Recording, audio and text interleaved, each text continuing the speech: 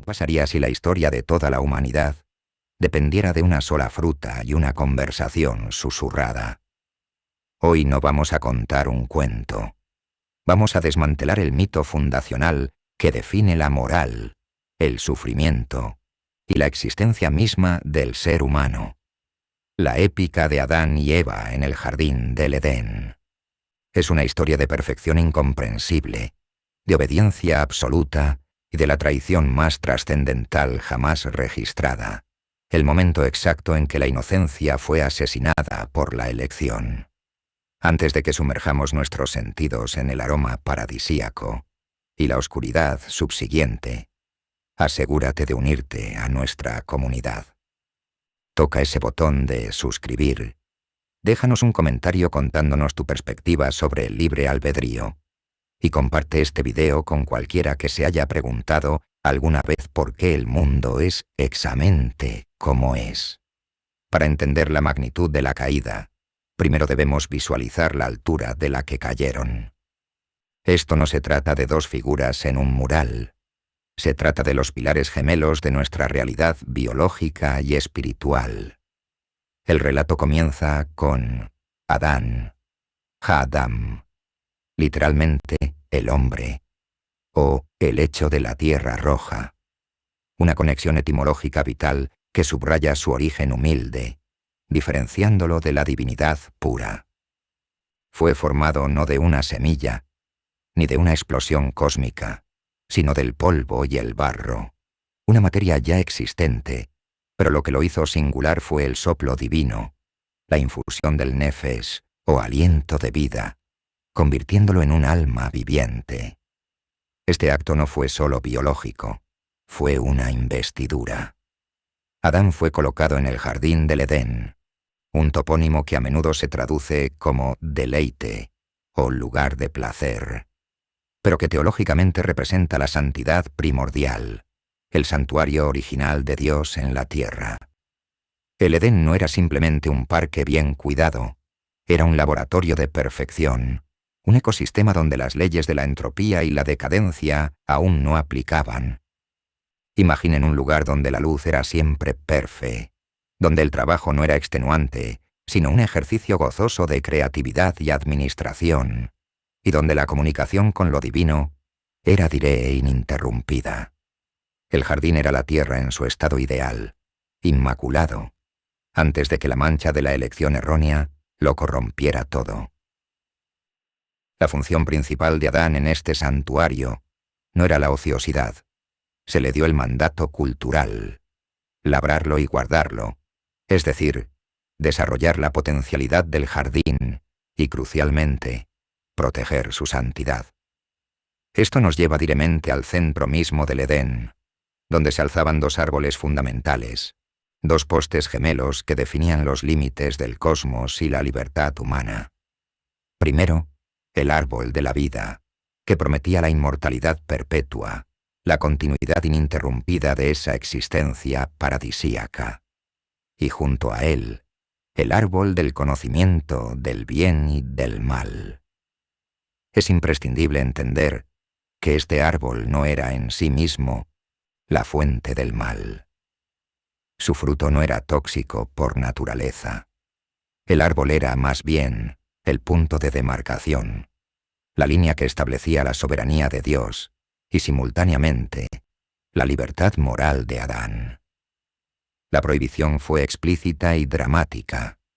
De todo árbol del huerto podrás comer libremente, mas del árbol de la ciencia, del bien y del mal, no comerás, porque el día que de él comieres, ciertamente morirás.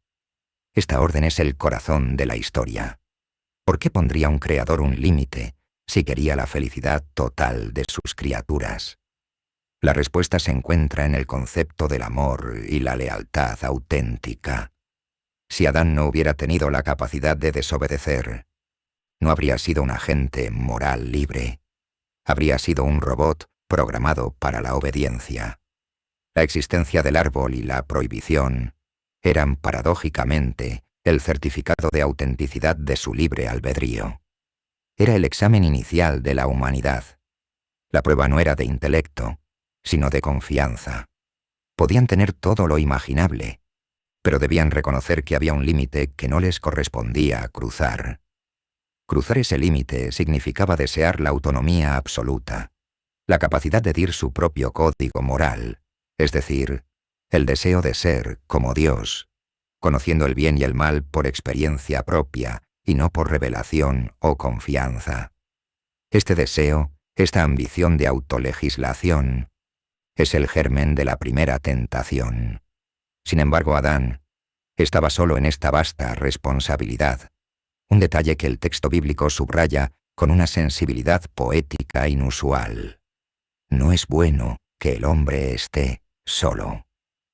La soledad del primer hombre no era una carencia física, sino metafísica. Necesitaba un semejante, un complemento que fuera su par, su ayuda idónea. Y aquí llegamos a la creación de Eva. La forma en que fue creada es tan significativa como su existencia. No fue formada del polvo, como Adán. Fue tomada de su costado, de su costilla, un detalle que ha generado siglos de debate exegético, pero que claramente establece una relación de igualdad intrínseca, de mutualidad. No fue formada de la cabeza para dominar, ni de los pies para ser pisoteada, sino del costado para estar a su lado, cercana al corazón. El momento en que Adán la ve y exclama: «Esto es ahora hueso de mis huesos y carne de mi carne. Esta será llamada varona, porque del varón fue tomada». Es el nacimiento de la relación humana, el establecimiento de la unidad conyugal. Se convirtieron en una unidad perfecta, desnudos y sin vergüenza, lo que subraya la inocencia total de su estado. Eva entra en como el coronamiento de la creación, la pareja necesaria para ejercer plenamente el dominio y compartir la responsabilidad, y crucialmente, para enfrentar la inminente prueba moral. Es con esta pareja perfecta, en este jardín perfecto, y bajo esta prohibición singular, que el río está listo para la entrada de la fuerza disruptiva, la serpiente, el tentador, el catalizador de la primera caída. El Edén estaba en vilo, y la historia del mundo estaba a punto de inclinarse irrevocablemente hacia... El río estaba listo, pero el actor principal de la tragedia aún no había hecho su movimiento. La serpiente, el Nachás, emerge de la sombra. Y aquí es crucial despojarnos de la imagen infantil de un reptil parlante y entender la naturaleza ontológica de este tentador. En el contexto hebreo, el Nachás era algo mucho más grande que un animal. Era la encarnación de la astucia, la criatura más sutil que el Señor había hecho en el campo. Sutil no en el sentido de escurridiza, sino en el sentido de penetrante y manipuladora, capaz de usar la verdad a medias para destruir una verdad completa. La tradición posterior, que identifica a esta figura con Lucifer, el ángel caído, sugiere que la tentación no fue un evento espontáneo, sino el primer golpe de una guerra cósmica, una batalla por la lealtad y el dominio. El plan de este adversario no era simplemente causar que los humanos pecaran, era desfigurar el espejo de Dios que Adán y Eva representaban, utilizando la creación más preciada del Creador como un arma contra él. La serpiente no se acerca a Adán, el que había recibido la orden diremente, sino a Eva. Este detalle es vital para comprender la dinámica de la manipulación. Eva había recibido la instrucción a través de Adán, y aunque la compartía plenamente, la barrera de la obediencia original no era tan inmediata como en el hombre. El diálogo comienza con una maestría retórica que se ha replicado en cada tentación desde entonces, la duda insinuada. ¿Con que Dios os ha dicho que no comáis de todo árbol del huerto? No fue una confrontación sino un interrogante que cuestionaba la generosidad divina. Si tienes un jardín infinito, ¿por qué enfocarte en la única restricción?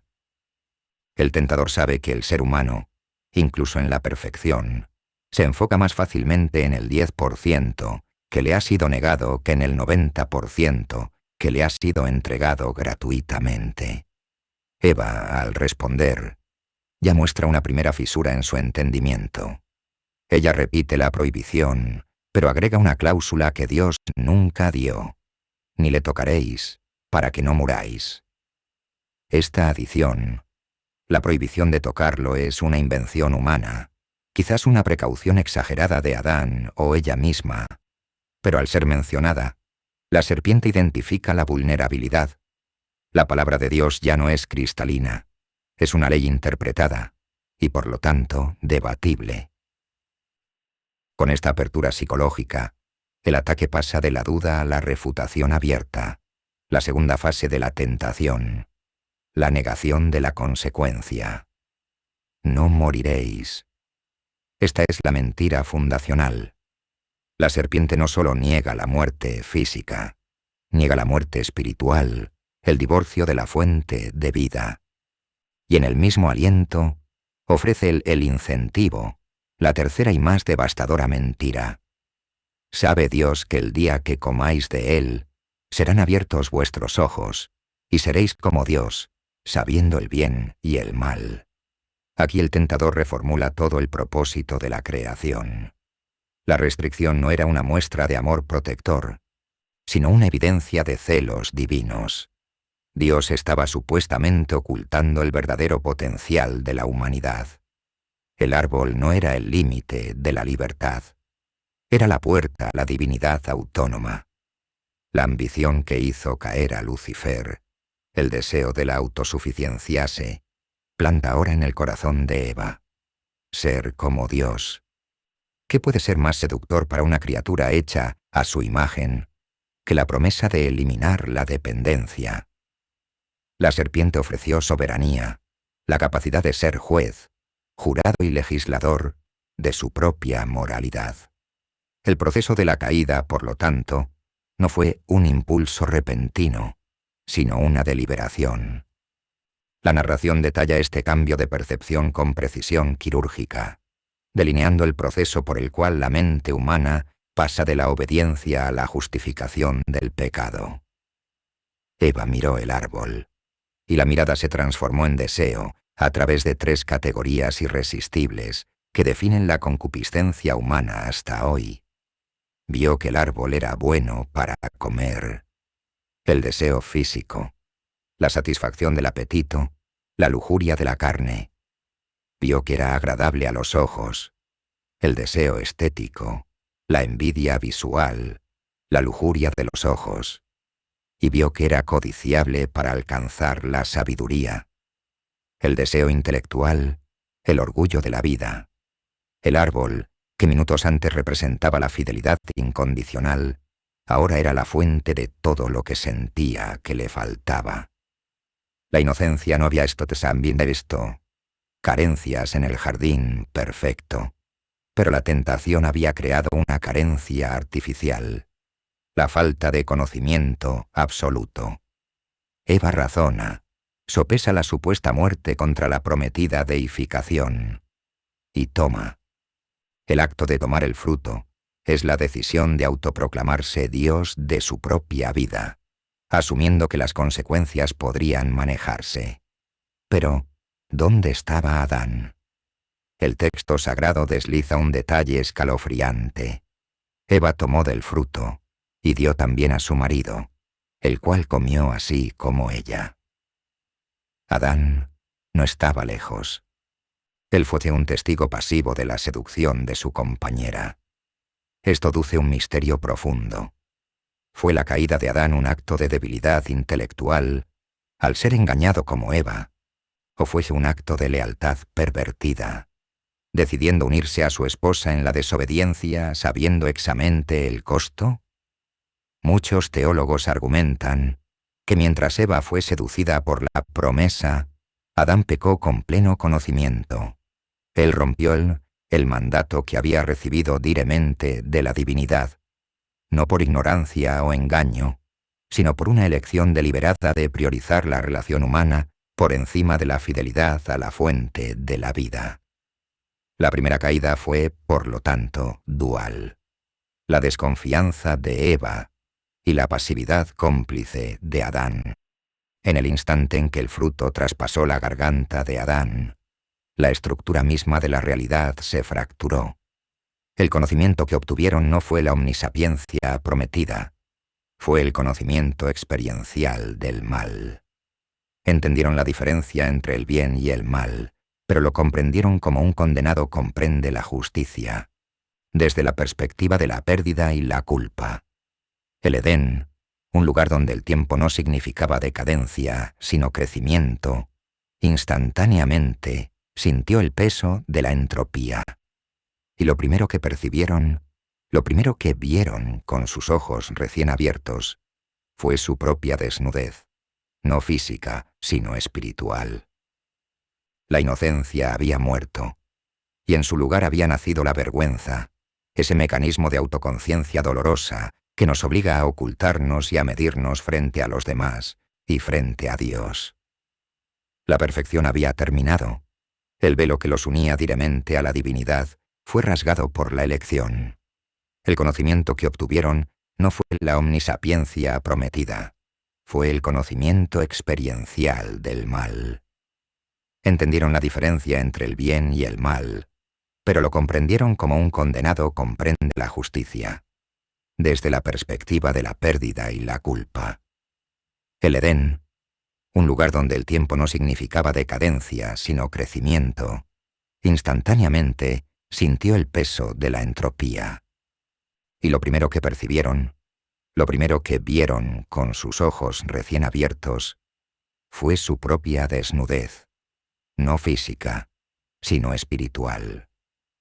La inocencia había muerto, y en su lugar había nacido la vergüenza, ese mecanismo de autoconciencia dolorosa que nos obliga a ocultarnos y a medirnos frente a los demás y frente a Dios. La perfección había terminado. El velo que los unía diremente a la divinidad fue rasgado por la elección. Lo primero que hicieron fue un acto de desesperación y autorredención superficial. Cosieron hojas de higuera para hacerse cinturones o coberturas. Este detalle es crucial.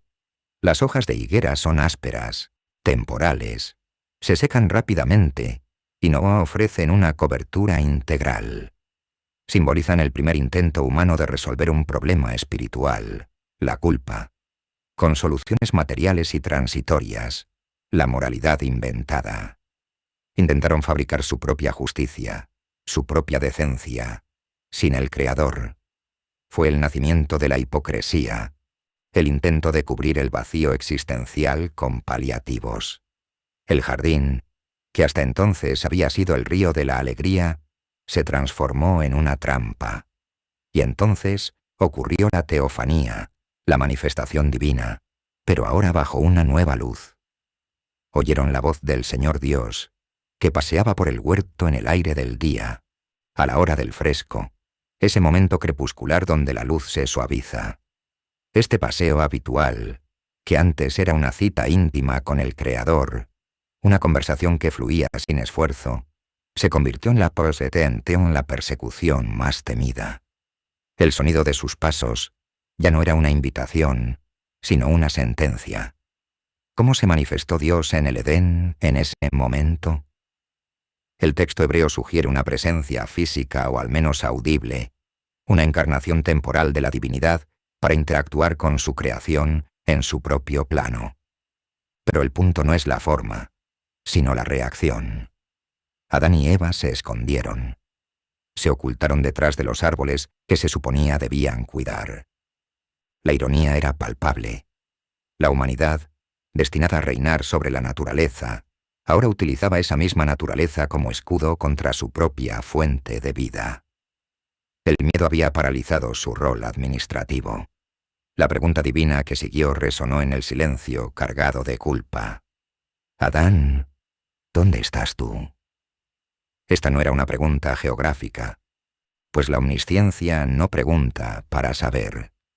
Era una pregunta existencial, una invitación al arrepentimiento, un último llamado a la responsabilidad antes de que las consecuencias se volvieran irreversibles. Dios buscaba al hombre para que el hombre se buscara a sí mismo, obligándolo a confrontar la verdad de su posición. Y Adán responde, marcando el inicio del mecanismo de defensa humano por excelencia, la transferencia de responsabilidad. Oí tu voz en el huerto, y tuve miedo, porque estaba desnudo, y me escondí. El miedo y la vergüenza son ahora los nuevos motores de la conducta humana, reemplazando la confianza y la inocencia. El Creador presiona. ¿Quién te enseñó que estabas desnudo? ¿Has comido del árbol de que yo te mandé no comieses? La confesión, aunque forzada, llega pero envuelta en una capa de resentimiento. Adán, el hombre que hace un instante había llamado a Eva, hueso de mis huesos y carne de mi carne, ahora la señala con el dedo, e implícitamente señala también al dador. La mujer que me diste por compañera me dio del árbol, y yo comí. Observen la sutil pero devastadora jugada retórica. Culpa a Eva, pero en el mismo aliento, acusa a Dios por haberle proporcionado esa compañera. Es la primera protesta registrada contra la providencia divina. La criatura está juzgando al Creador por los elementos de su propia creación. Cuando Dios se dirige a Eva, ella sigue el patrón de evasión, completando el círculo vicioso de la culpa. La serpiente me engañó, y yo comí. Eva no justifica su acción, sino que minimiza su responsabilidad, alegando manipulación. Aquí se establece el principio de la seducción intelectual como una fuerza tan potente como la elección deliberada. Adán pecó con los ojos abiertos, por pasividad o lealtad malentendida. Eva pecó engañada, por ambición. Ambos fueron culpables, pero sus caminos hacia la caída fueron diferentes, y ambos negaron su agencia moral al confrontar al juez. Y así comenzó el juicio, la serie de sentencias que redefinirían la relación del ser humano con la divinidad, con la naturaleza y entre sí mismos. La primera maldición cayó sobre el tentador, el Nachash, y es la más profunda en sus implicaciones cósmicas. No solo fue degradado físicamente, sobre tu pecho andarás, y polvo comerás todos los días de tu vida. Una imagen que lo reduce al estado más bajo, sino que se estableció una enemistad permanente, una guerra sin cuartel. Y pondré enemistad entre ti y la mujer, y entre tu simiente y la simiente suya. Esta te herirá en la cabeza, y tú le herirás en el calcañar. Esta es la primera profecía de redención, conocida teológicamente como el protoevangelio. Es un misterio envuelto en la sentencia. Significa que, aunque el enemigo ha ganado la batalla inicial, la guerra será llevada a cabo por la descendencia de la mujer, no del hombre. Un detalle biológico y místico que apunta a una futura figura singular, que no nacería bajo las leyes tradicionales del linaje pecaminoso de Adán. ¿Quién será esa simiente capaz de revertir la fractura del Edén? La profecía es vaga, pero la promesa de un golpe final a la cabeza del mal, aunque con un costo personal, la herida en el calcañar, se establece en el mismo momento de la derrota. El conflicto entre el bien y el mal, que hasta entonces había sido cósmico, Lucifer contra Dios, ahora se traslada al plano terrestre, convirtiéndose en el motor de la historia humana. Luego vino el juicio sobre Eva, una sentencia que reescribió las dinámicas de la maternidad y la relación conyugal.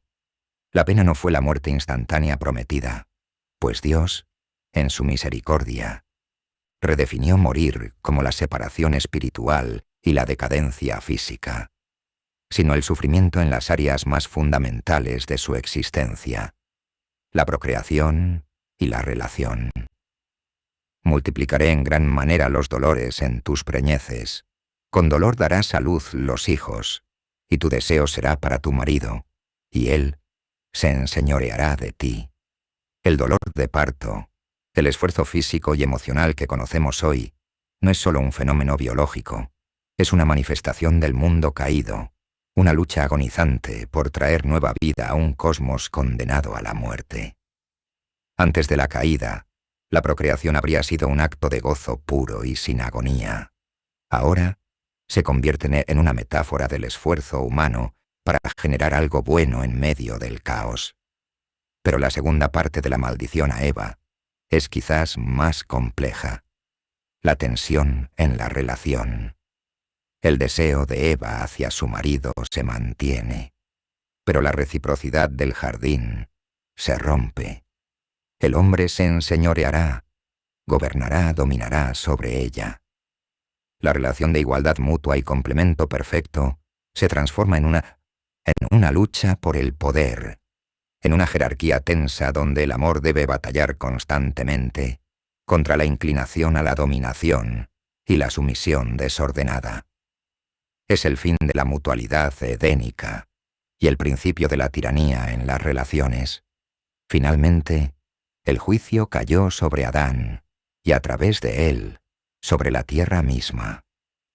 El hombre había sido condenado a morir, la consecuencia inevitable de la separación de la fuente de la vida. Pero antes de esa muerte, debía vivir una vida de labor extenuante. Maldita será la tierra por causa tuya. Con dolor comerás de ella todos los días de tu vida. Espinos y cardos te producirá, y comerás hierba del campo. Con el sudor de tu rostro comerás el pan, hasta que vuelvas a la tierra, porque de ella fuiste tomado, pues polvo eres, y al polvo volverás. Esta maldición no es solo sobre el trabajo, es una devaluación existencial. El trabajo, aboda, en el Edén, era un placer, una administración creativa del potencial de la tierra. Ahora se convierte en etzeb, en drudgery, en esfuerzo penoso y frustrante. La tierra misma se revela, produciendo espinos y cardos, símbolos de la futilidad y el caos. La entropía, la ley de que todo tiende al desorden, se activa plenamente en el universo conocido. El hombre debe luchar, sudar y sufrir simplemente para sobrevivir, para extraer sustento de una tierra hostil. El jardín, que lo alimentaba sin esfuerzo, se ha convertido en un campo de batalla para la subsistencia. La maldición de Adán es el origen de la fatiga, el estrés, la frustración profesional y el sentimiento de alienación que experimentamos al no sentirnos realizados en nuestro trabajo. Ya no es una colaboración gozosa con el Creador, sino una batalla constante contra la decadencia. El juicio termina con la realidad ineludible de la muerte física. La inmortalidad ya no es una opción para los que han elegido la autonomía. El ciclo se cierra. Del polvo fuiste tomado, al polvo volverás. La vida se convierte en una cuenta regresiva, y cada respiración es un paso hacia la tierra roja de la que fue formado. El juicio termina con la realidad ineludible de la muerte física. La inmortalidad ya no es una opción para los que han elegido la autonomía. El ciclo se cierra. Del polvo fuiste tomado, al polvo volverás. La vida se convierte en una cuenta regresiva, y cada respiración es un paso hacia la tierra roja de la que fue formado. Sin embargo, en medio de esta catarata de sentencias, se produjo una pausa, un resquicio de gracia que revela el carácter complejo del Creador. Justo después de que las maldiciones fueran pronunciadas, Adán realiza un acto de sorprendente fe o, al menos, de afirmación desafiante de la promesa futura. Él nombra a su esposa. Ahora la llama Yahvá, o Eva, que significa madre de todos los vivientes. Este nombramiento, que ocurre después de escuchar la maldición del dolor y la mortalidad, es un rechazo de la desesperación. Es un ancla a la promesa del protoevangelio, la profecía de la simiente que vencería a la serpiente.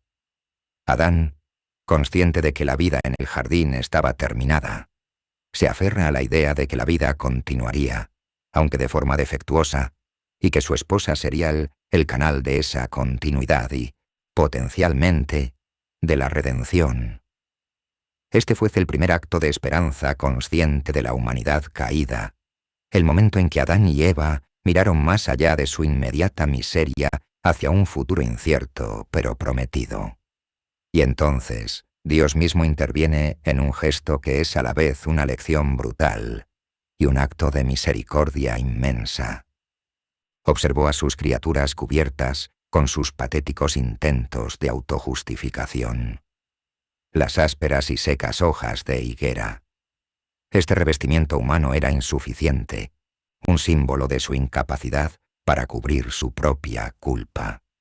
Para abordar la verdadera desnudez que la vergüenza había revelado, Dios hizo túnicas de pieles y los vistió.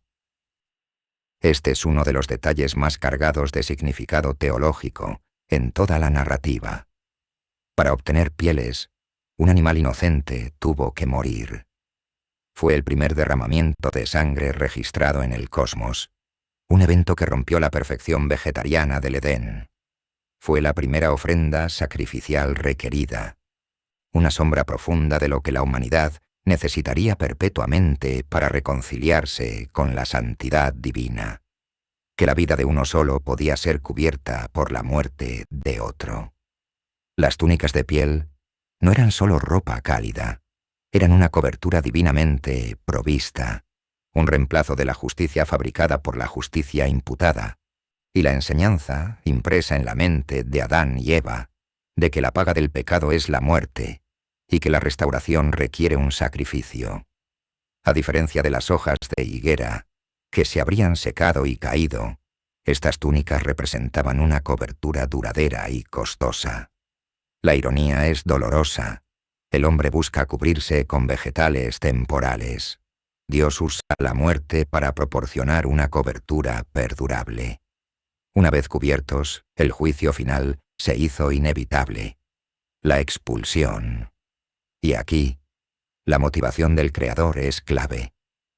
No fue un acto de venganza caprichosa, sino una necesidad existencial para salvaguardar el destino eterno de sus criaturas. El Creador declaró: «He aquí, el hombre es como uno de nosotros, sabiendo el bien y el mal. Ahora pues, que no alargue su mano, y tome también del árbol de la vida, y coma, y viva para siempre». Este versículo desvela el terror subyacente a la caída. El peligro real no era la muerte, que era la consecuencia esperada, y que, de hecho, se había activado espiritualmente. El peligro era la inmortalidad en el estado de corrupción. Si Adán y Eva, ahora teñidos por el egoísmo, la ambición desordenada y la culpa crónica, hubieran podido comer del árbol de la vida, su existencia caída se habría fijado eternamente.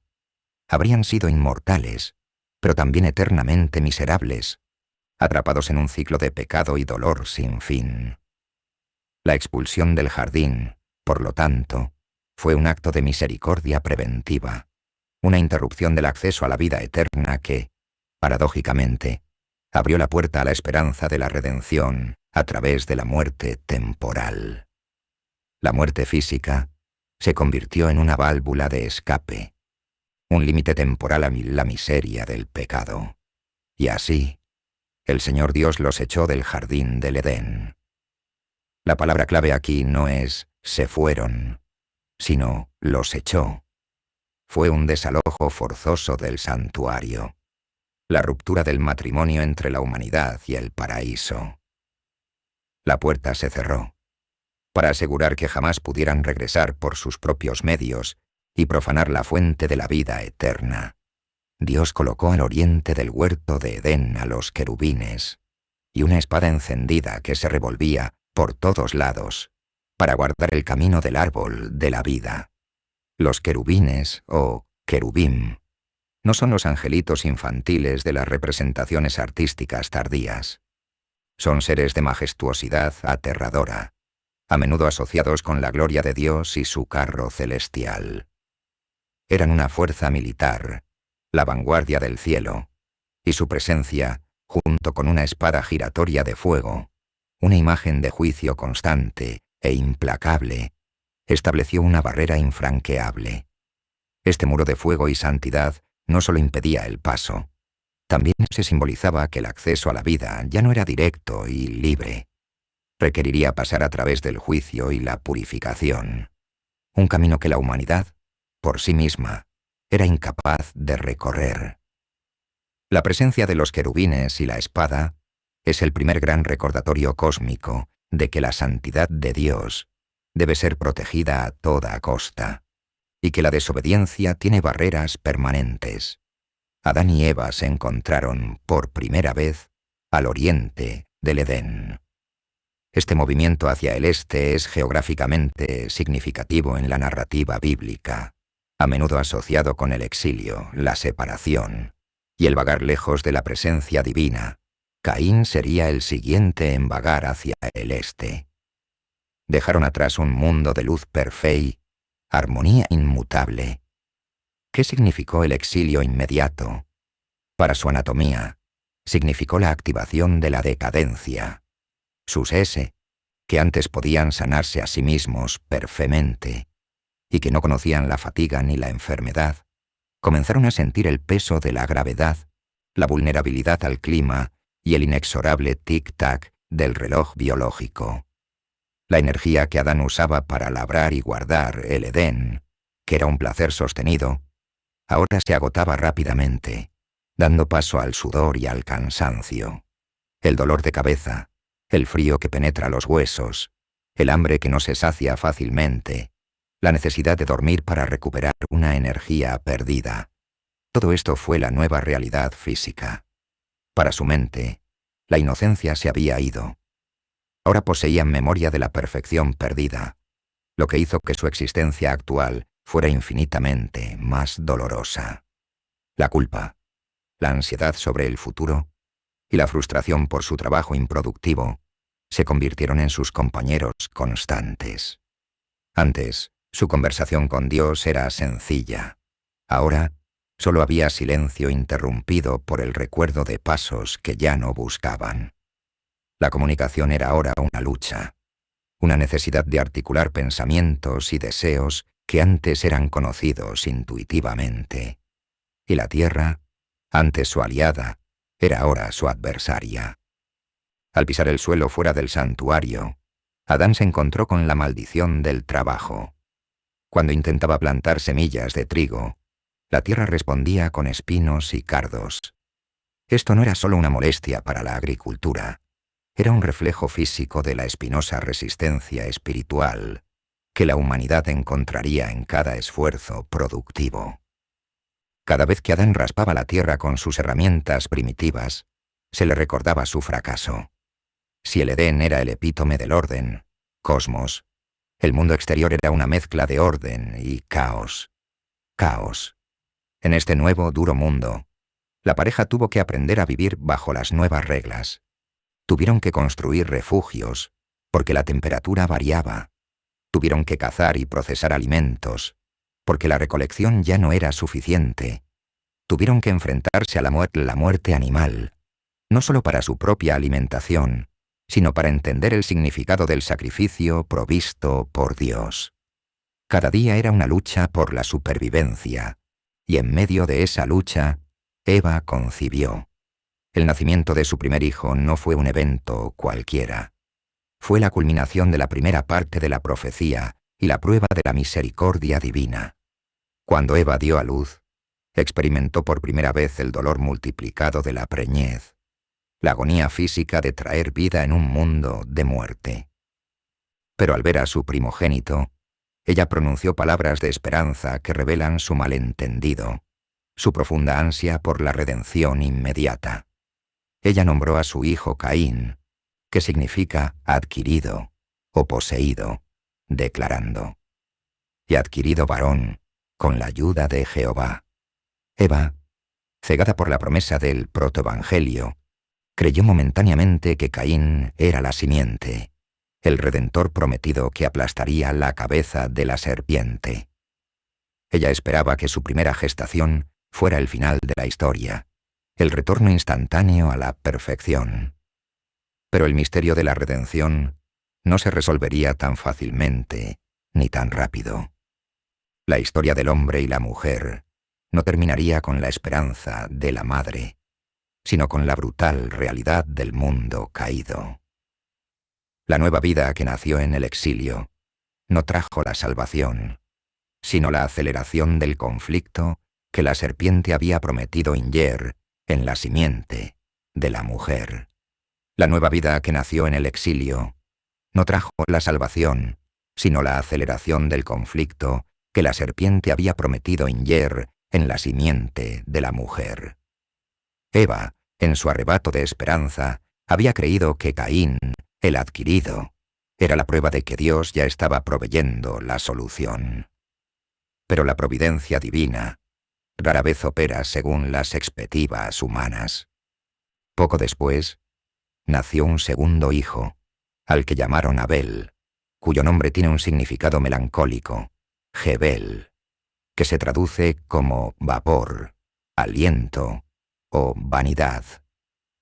Esto sugiere que Adán y Eva, al nombrar a su segundo hijo, ya habían asimilado la fragilidad de la vida fuera del Edén, o quizás estaban señalando la naturaleza transitoria y fugaz de su existencia. El contraste en los nombres es un reflejo de la tensión entre la esperanza ambiciosa, Caín, y la aceptación sombría de la mortalidad, Abel. Con el crecimiento de estos dos primeros vástagos, la humanidad comenzó a organizar su existencia bajo la sombra de la maldición. Sus vocaciones se separaron, reflejando las nuevas realidades de un mundo hostil.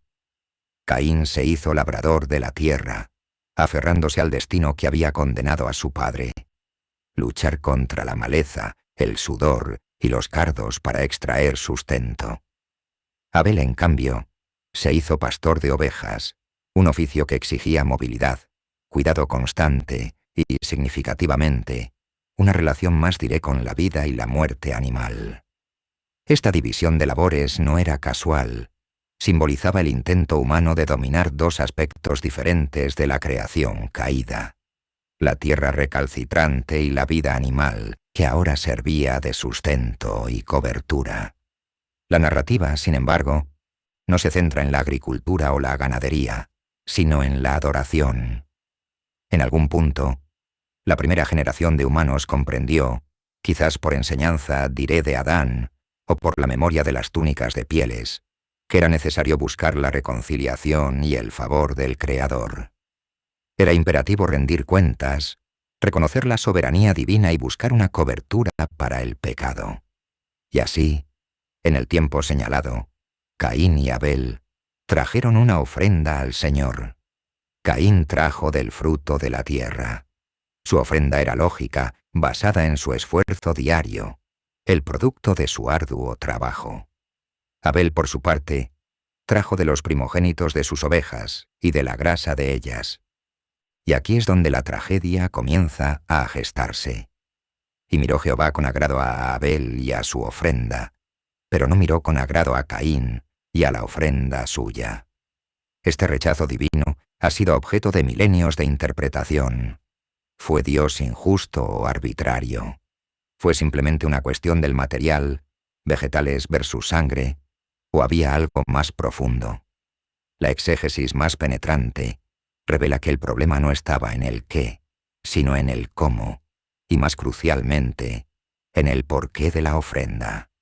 Abel trajo los primogénitos, lo mejor, lo primero, y la grosura, la porción más rica, la esencia. Esto era una ofrenda de fe que demostraba devoción, sacrificio y el reconocimiento de que Dios merecía la excelencia. Abel estaba dando lo que más le costaba dar, lo que implicaba una genuina transferencia de valor.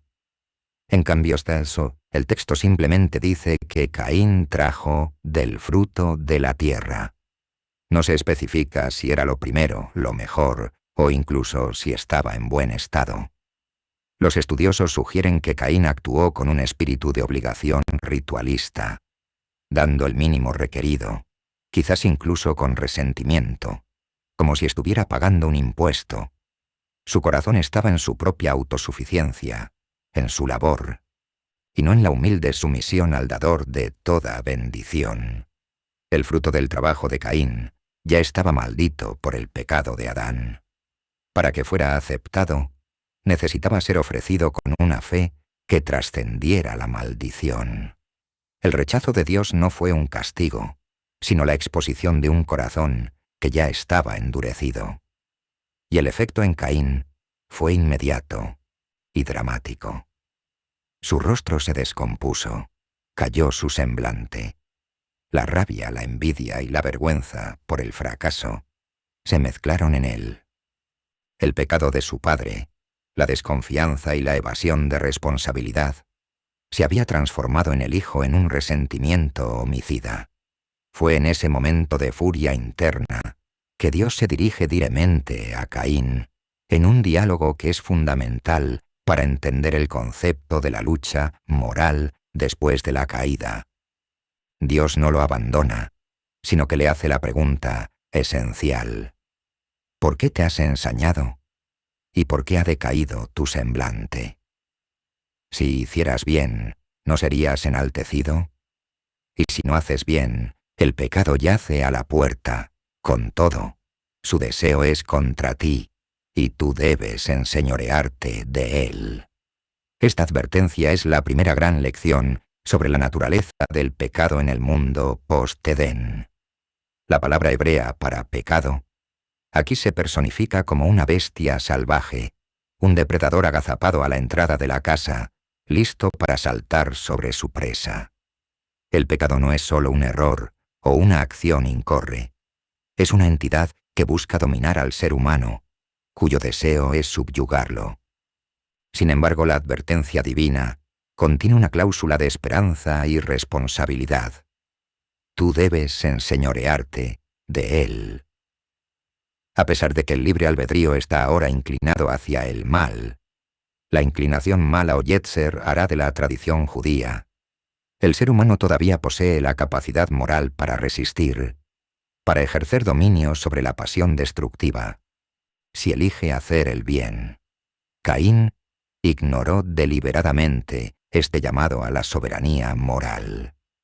En lugar de confrontar la bestia del pecado que se agazapaba en su propio corazón, la envidia, decidió dirigir su furia hacia el objeto de su resentimiento, su hermano.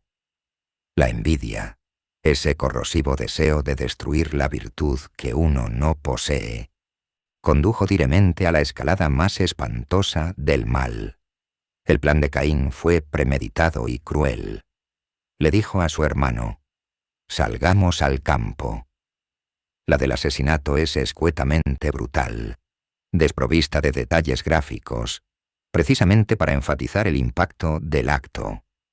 Fue allí, en el mismo campo que Caín luchaba por cultivar, que la primera sangre humana fue derramada, sangre fraterna. Caín, el adquirido con tanta esperanza, se convirtió en el primer asesino, un fratricida. Este acto representó la consumación de la caída. Si el pecado de Adán y Eva fue la desconfianza hacia Dios, el pecado de Caín fue la hostilidad violenta hacia el prójimo, demostrando que la fractura moral se había extendido desde la vertical, humano-Dios, hasta la horizontal, humano-humano. El asesinato de Abel no solo terminó una vida, destruyó la inocencia restante de la tierra, duciendo la conciencia de que el mal más profundo podía venir de la propia familia, la propia carne. Imaginen el horror de Adán y Eva al descubrir el cadáver de su hijo. La muerte, hasta entonces solo un concepto abstracto o una sentencia futura, se había materializado ante sus ojos, y lo peor, había sido administrada por su propia descendencia. La primera cosecha del exilio fue un sin vida. El silencio posterior fue roto una vez más por la voz de Dios. La confrontación es un eco amplificado de la que tuvo lugar en el jardín, demostrando que el patrón de la culpa y la evasión se había establecido como la condición humana. ¿Dónde está Abel, tu hermano? De nuevo, no es una pregunta por información, sino una invitación a la confesión. Y Caín, lejos de mostrar arrepentimiento, responde con una insolencia desafiante que encapsula la nueva mentalidad de la humanidad caída. ¿Soy yo acaso guarda de mi hermano? Esta frase se convierte en la excusa universal para la indiferencia social, la negación de la responsabilidad comunitaria. Caín no solo niega saber el paradero de Abel, sino que niega su propia obligación moral de cuidar de su familia. El amor edénico había sido reemplazado por la indiferencia cínica. Pero Dios no necesitaba la respuesta de Caín, pues la voz de la sangre de tu hermano clama a mí desde la tierra. El concepto de la sangre que clama es poderosísimo. Significa que el acto de violencia no es un evento privado, sino que tiene ramificaciones cósmicas. La tierra misma, que ya había sido maldecida, ahora absorbía la mancha de la sangre derramada injustamente, y esa mancha generaba una protesta que llegaba hasta el cielo. La sentencia de Caín, por lo tanto, fue un doble exilio. Primero la tierra se negaría a cooperar aún más con él. Ahora pues, maldito seas tú de la tierra, que abrió su boca para recibir de tu mano la sangre de tu hermano. El labrador se convirtió en un paria de la agricultura. Él ya no podría ganarse la vida con la agricultura. Su destino sería ser errante y extranjero serás en la tierra. Su existencia sería la de un vagabundo perpetuo, incapaz de establecerse, un nómada sin hogar, separado de la comunidad, un castigo que, en un mundo tan vasto y peligroso, equivalía a una sentencia de muerte lenta. Caín, abrumado por la magnitud de la sentencia, clama, pero su lamento sigue centrado en el castigo, no en el arrepentimiento. Grande es mi castigo para ser soportado. He aquí me echas hoy de la faz de la tierra, y de tu presencia me esconderé, y seré errante y extranjero en la tierra, y sucederá que cualquiera que me hallare, me matará. Este miedo a ser asesinado es una pista fascinante. ¿Quiénes eran esos cualquiera que podían encontrar y matar a Caín? Esto sugiere que Adán y Eva ya habían tenido más descendencia, o que la vida fuera del Edén se poblaba rápidamente, aunque estos otros hermanos y primos no hayan sido nombrados en el texto, para no distraer del foco principal de la narrativa de la línea del pacto. La población mundial post-Edén, aunque pequeña, ya tenía la capacidad de ejercer violencia justiciera. Y una vez más, la misericordia de Dios se interpone en el juicio. A pesar de la depravación de Caín, Dios le impuso una marca, hoz, para protegerlo. Cualquiera que matare a Caín, 7 veces será castigado. La naturaleza exade esta marca. Es otro de los grandes misterios que la Biblia deja sin resolver. No fue una marca de vergüenza o un tatuaje infamante, como a menudo se representa, sino una señal divina visible para otros, o un signo cósmico, que garantizaba su seguridad. Dios, el juez, también se convierte en el protector, incluso del asesino. Esto subraya la inquebrantable voluntad divina de mantener el hilo de la vida, incluso en sus manifestaciones más viles, para permitir que se desarrolle el plan de redención profetizado. El castigo de Caín no fue la muerte, sino una vida de existencia solitaria y turbulenta, un ejemplo viviente de las consecuencias del pecado sin la redención. Caín se marchó de la presencia de Dios y habitó en la tierra de Nod, al oriente del Edén. El nombre Nod significa vagabundeo. Es el destino final del errante, el lugar donde la humanidad, separada de la fuente de la vida y ahora de la presencia comunitaria, intenta forjar una civilización propia. Y lo que surgió de la línea de Caín fue la primera cultura sin Dios. Su descendencia construyó la primera ciudad, fundando la civilización urbana como una fortaleza contra el caos del mundo y la amenaza de otros. Enamorado de su propia fuerza, uno de sus descendientes, Lamec, llevó la violencia a nuevas cotas, jactándose de haber asesinado a un hombre y un joven, declarando que si Caín sería vengado 7 veces, Lamec lo sería 70 veces 7. La violencia había escalado geométricamente, demostrando la rápida y brutal degeneración moral de la humanidad una vez que se le dio rienda suelta. El linaje de Caín era brillante en la técnica, construcción, metalurgia, música, pero brutal en la moralidad. Mientras la línea de Caín se hundía en la violencia y la autoglorificación, Adán y Eva, sumidos en el doble duelo, la pérdida de Abel por la muerte y la pérdida de Caín por el exilio, recibieron una tercera oportunidad.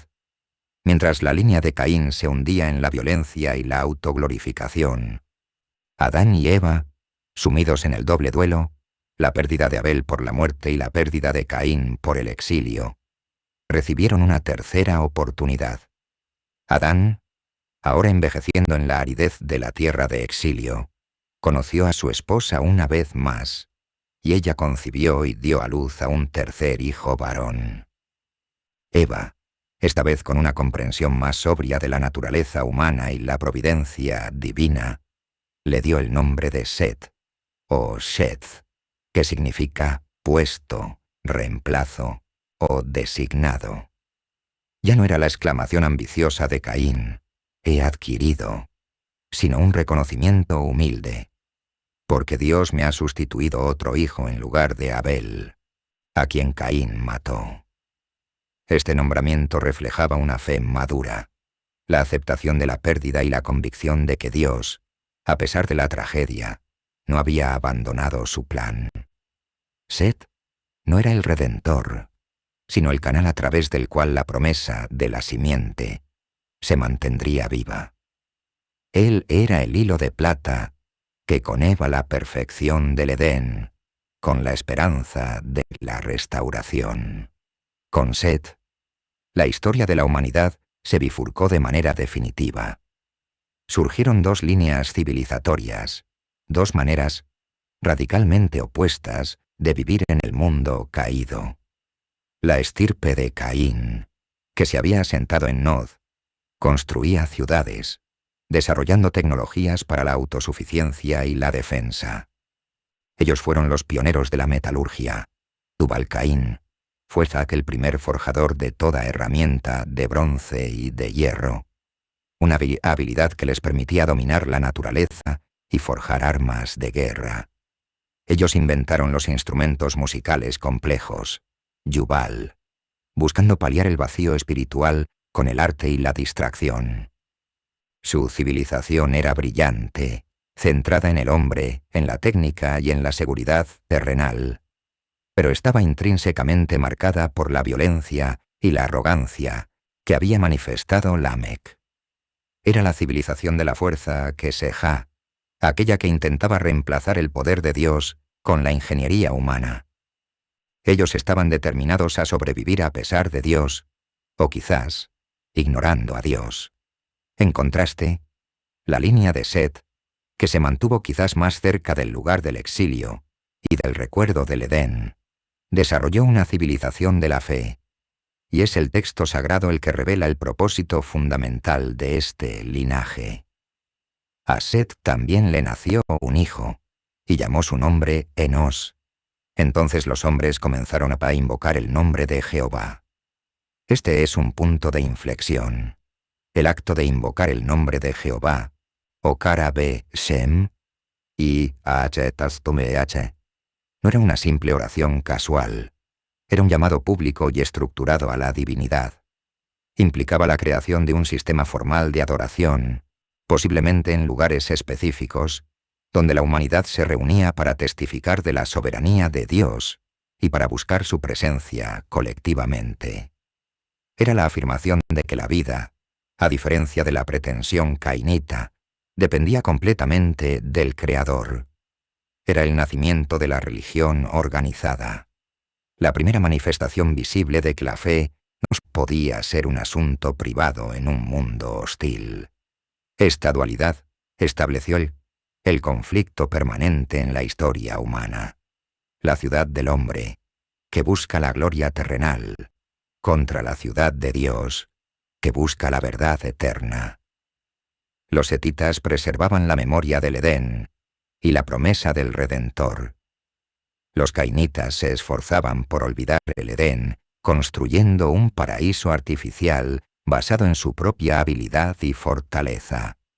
Pero la sombra de la caída se alargaba, y sus efectos se manifestaban en el humano de maneras asombrosas. Si bien la muerte fue la sentencia, la aplicación de esa sentencia fue sorprendentemente lenta. Los patriarcas antediluvianos, aquellos que vivieron antes del gran diluvio, alcanzaron edades que hoy nos parecen míticas. Adán vivió 930 años, Matusalén 969. Esta longevidad extrema servía a varios propósitos existenciales y pedagógicos. Primero, garantizaba la preservación de la memoria. Adán vivió lo suficiente para contarle a Lamec, el abuelo de Noé, en persona cómo era el Edén, cómo se sentía caminar en la fresca brisa de la tarde con el Creador y cómo ocurrió la traición. La verdad sobre la perfección y la caída no era una tradición oral de tercera o cuarta generación, sino un testimonio de primera mano transmitido a través de siglos. Esto hacía que la desobediencia fuera aún más grave, pues no podían alegar ignorancia. La historia del pacto y del sacrificio, las túnicas de pieles, se grababa en la mente de 10 generaciones a través de encuentros personales. Segundo, la longevidad era una manifestación de la lentitud con la que la decadencia, la entropía, se apoderaba de la creación. La sentencia de muerte no fue un interruptor apagado de golpe, sino el lento e inexorable declive de una máquina biológica diseñada para la eternidad. El vivir durante casi un milenio era una tortura psicológica. Significa que estos hombres veían morir a sus hijos, a sus nietos y a sus tataranietos, recordándoles continuamente que, a pesar de su vasta existencia, la vida seguía siendo un camino hacia el polvo. La acumulación de siglos de pérdida, dolor y observación de la corrupción del mundo debió haber sido una carga insoportable. Y es precisamente en esta vasta extensión de tiempo donde la corrupción alcanza su punto culminante. Las líneas de Caín y Set, a pesar de sus propósitos opuestos, no pudieron mantenerse separadas. El muro moral que los setitas intentaron erigir se desmoronó por la seducción. El texto sagrado lo describe de manera misteriosa y aterradora en los prolegómenos de la gran catástrofe. Se relata que, con el tiempo, aconteció que cuando los hombres comenzaron a multiplicarse sobre la faz de la tierra, y les nacieron hijas, viendo los hijos de Dios que las hijas de los hombres eran hermosas, tomaron para sí mujeres, escogiendo entre todas. Esta es la historia de la gran corrupción que precipitó el juicio final sobre el mundo antediluviano. ¿Quiénes eran exactamente los hijos de Dios? Benei Elohim. Y las hijas de los hombres, Benot Ha-Adam.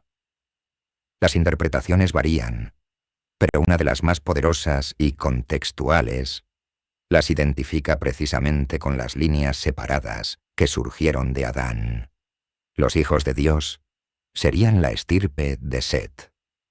Aquellos que invocaban el nombre de Jehová, la línea teocrática o espiritual.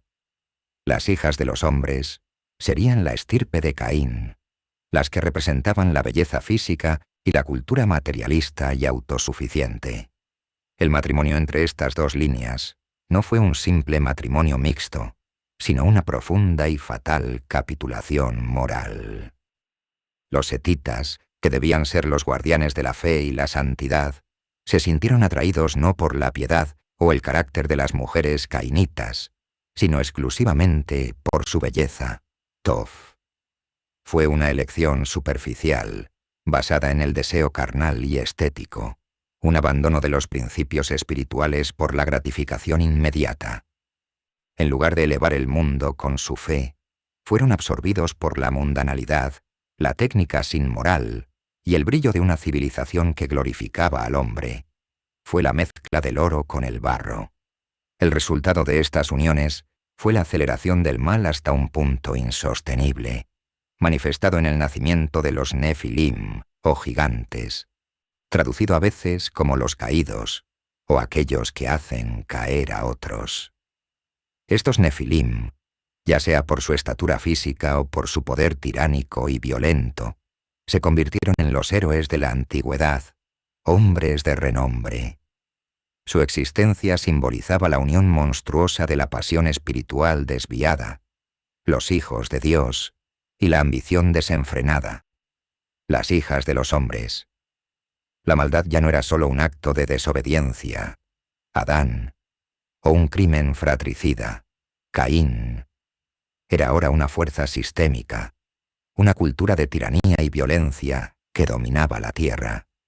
El lamento de la divinidad ante esta es uno de los pasajes más conmovedores y aterradores. Y vio Jehová que la maldad de los hombres era mucha en la tierra, y que todo designio de los pensamientos del corazón de ellos era de continuo solamente el mal. Observemos la intensidad del diagnóstico. No era solo que hubiese maldad, sino que era mucha. No era solo que tuviera malos pensamientos, sino que todo pensamiento era malo. Y no era solo ocasionalmente, sino de continuo. El corazón humano se había corrompido totalmente, y la libertad que se les había dado a Adán y Eva se había degenerado en una anarquía moral completa.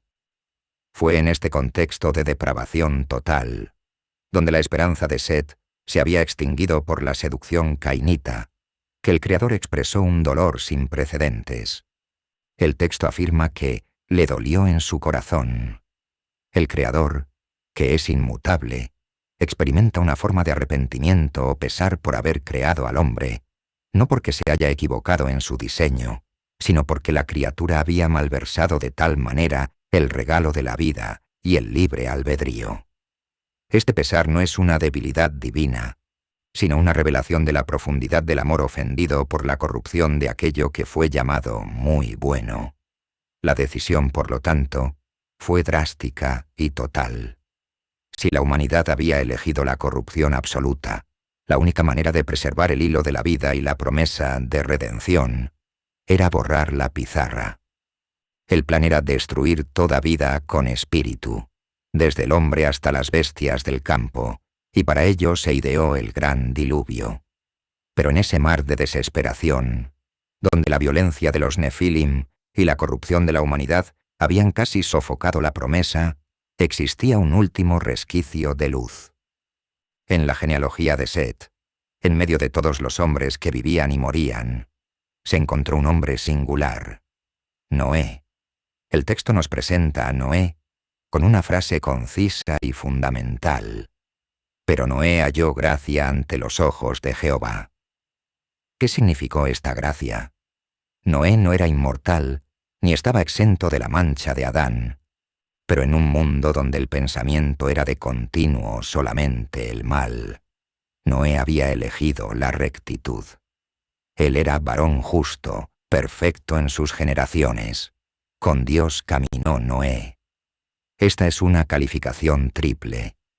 Justo, moralmente recto en su relación con el prójimo. Perfecto, íntegro, completo, no necesariamente sin pecado, sino sin desviación moral catastrófica. Y, lo más importante, caminó con Dios.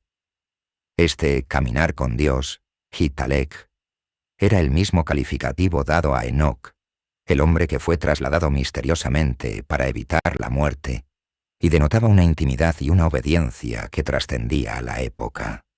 Noé representaba la última resistencia de la línea de Set antes de que se fusionaran fatalmente. El Creador le reveló su plan de aniquilación y simultáneamente le dio las instrucciones para la supervivencia.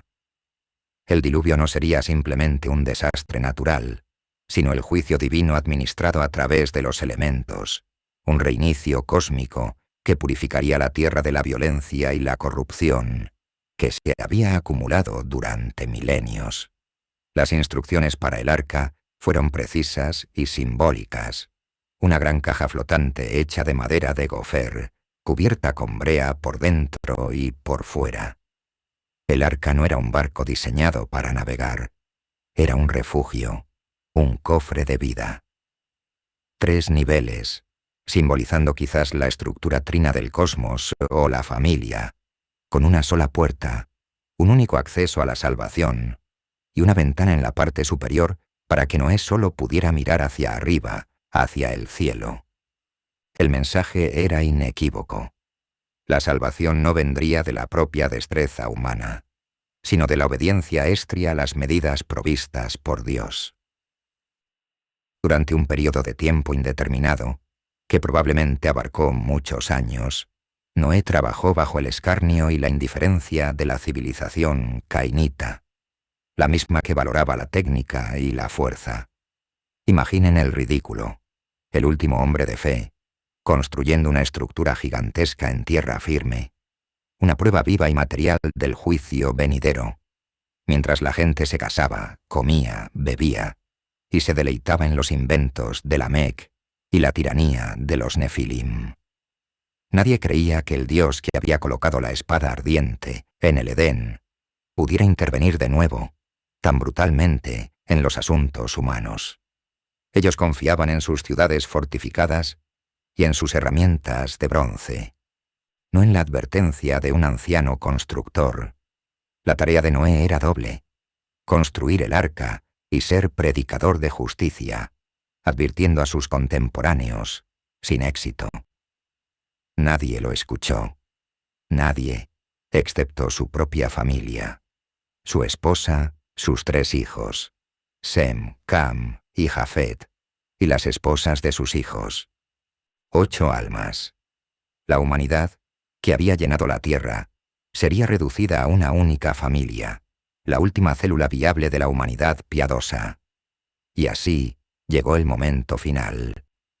Dios ordenó a Noé y su familia entrar en el arca, junto con las parejas de todos los animales que respiraban. Esto no fue una recolección fortuita de especies. El texto sugiere una intervención divina, donde los animales vinieron a Noé para ser preservados. Era la reafirmación del dominio de Dios sobre la naturaleza, incluso cuando estaba a punto de desatar su furia destructiva. La puerta del arca se cerró, no por la mano de Noé, sino por la mano del Señor. Este acto final selló el destino de la humanidad. Una vez que la puerta de la misericordia se cerró, el juicio estaba listo para caer. El diluvio no comenzó con lluvias. El relato bíblico insiste en que las fuentes del gran abismo fueron rotas y las cataratas de los cielos fueron abiertas. Esto sugiere un cataclismo global que involucró tanto aguas subterráneas, el abismo, como las aguas de la atmósfera superior, las cataratas, reconfigurando la geología del planeta de manera fundamental. No fue un simple aguacero. Fue la reversión del proceso de creación, el retorno de la Tierra al caos acuoso primordial, solo que esta vez el caos estaba administrado con precisión judicial. Las aguas crecieron y prevalecieron sobre la tierra, cubriendo las montañas más altas, ahogando las ciudades y los inventos de la línea de Caín, borrando la memoria de los Nefilim, demostrando la absoluta futilidad de la autosuficiencia humana frente al poder del Creador. Solo el arca, sostenida por la gracia, flotaba sobre la superficie del juicio. La familia de Noé flotó durante 150 días sobre el mundo muerto. Este largo periodo en la oscuridad y el aislamiento, rodeados por el sonido constante del agua y la memoria de la destrucción, debe haber sido la más larga y sombría lección sobre la santidad y la justicia de Dios. Era una purificación, un bautismo de la tierra, preparando el río para un nuevo comienzo, una segunda oportunidad para la humanidad, aunque ahora llevarían consigo la misma mancha de Adán y la misma inclinación hacia el mal que había condenado a sus ancestros. El plan divino no era eliminar el pecado, que residía en el corazón, sino eliminar la civilización que se había rendido completamente a él. Cuando las aguas finalmente comenzaron a retirarse, el arca se posó sobre los montes de Ararat, una geografía que simboliza un nuevo punto de partida. Pero el descenso del arca no fue inmediato. Noé esperó, enviando primero al cuervo, que no regresó, encontrando alimento entre los cadáveres y la desolación, y luego a la paloma. La primera vez, la paloma regresó, sin encontrar dónde posarse. La segunda vez, regresó con una hoja de olivo, el primer signo tangible de que la vida vegetal había regresado, el símbolo eterno de la paz y la renovación. Este pequeño fragmento de vida, una rama verde en un mundo de lodo y muerte, fue la señal que finalmente permitió a Noé, 1 año y 10 días después de haber entrado, abrir la puerta sellada. Al salir del arca, el primer acto de Noé fue el mismo que la línea de Set había intentado practicar: adoración. Construyó un altar a Jehová, y de todos los animales limpios que había salvado, tomó una ofrenda. Este sacrificio no era solo una acción de gracias, sino el reconocimiento de que la vida en el mundo purificado debía comenzar una vez más con la mediación de un sacrificio, la aceptación de que la relación con Dios requería una ofrenda que cubriera la imperfección humana. Y Dios respondió a esta ofrenda con una nueva promesa y un nuevo pacto. Olió el olor grato del holocausto y declaró en su corazón una promesa trascendental. No volveré más a maldecir la tierra por causa del hombre, porque el intento del corazón del hombre es malo desde su juventud. El Creador reconocía que el diluvio había limpiado la tierra, pero no el corazón. El Yetzer Hará, la inclinación al mal, seguía operando en la nueva humanidad. Por lo tanto, el juicio total no sería repetido. El método de la gracia, la paciencia y el pacto reemplazaría el método de la aniquilación periódica. El nuevo pacto se estableció con Noé y con toda la vida. Su símbolo fue el arco iris, Kesheth, el primer signo cósmico visible de la promesa de Dios. El arco, que en la antigüedad era un símbolo de guerra y juicio, se colocó ahora en las nubes, apuntando hacia arriba, no hacia la tierra. Era un recordatorio para Dios y para el hombre de que las aguas del juicio no volverían a destruir toda carne. Era el principio de la esperanza universal, un pacto que abarcaba a toda la humanidad venidera, una garantía de estabilidad climática, siembra y cosecha, frío y calor, verano e invierno, mientras el plan de redención se desarrollaba lentamente a través de los siglos. La humanidad había recibido una segunda oportunidad, un nuevo Edén temporal, y el mandato divino era el mismo que se le había dado a Adán: fructificad y multiplicaos, y llenad la tierra. Pero esta segunda oportunidad venía con 3 grandes y nuevas realidades que cambiarían la interacción humana para siempre. Primero, Dios les concedió el permiso para comer carne animal. El vegetarianismo edénico había terminado.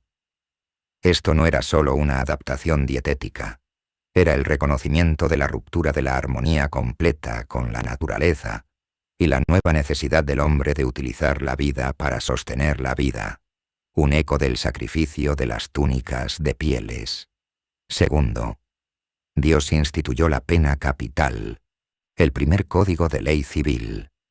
El que derramare sangre de hombre, por el hombre su sangre será derramada, porque a imagen de Dios es hecho el hombre. Esto fue una medida de contención de la violencia cainita, una delegación de autoridad a la propia humanidad para que impusiera justicia y protegiera la santidad de la vida humana. Era la formación del primer gobierno humano, el reconocimiento de que, sin ley coercitiva, la maldad del corazón volvería a llevar a la tierra a la anarquía total. Y tercero, a pesar de la promesa y el pacto, la mancha de la caída se hizo evidente casi inmediatamente después de que Noé pisara tierra firme. El diluvio no había lavado el alma humana.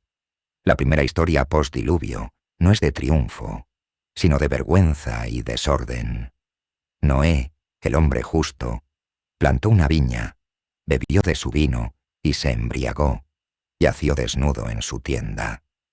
En esta vulnerabilidad se expuso la corrupción latente de sus hijos, especialmente la de Cam, que vio la desnudez de su padre y en lugar de cubrirlo con respeto,